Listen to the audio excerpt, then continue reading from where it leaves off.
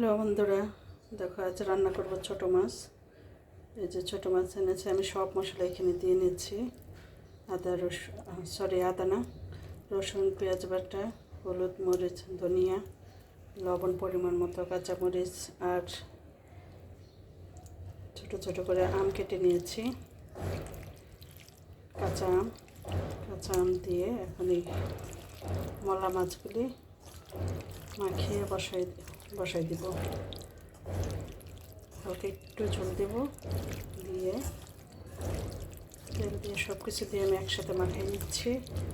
Makhaya হালকা একটু ঝোল দিয়ে বসাই দেব।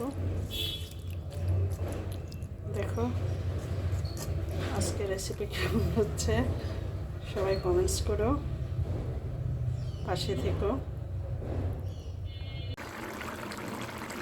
দেখো আমার ছোটো মাছ হয়ে গেল, সুন্দর ফ্লেভার আসছে।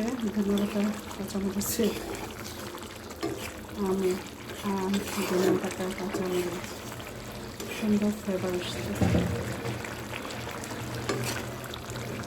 কেমন হয়েছে বন্ধুরা? সবাই কমেন্টস করো।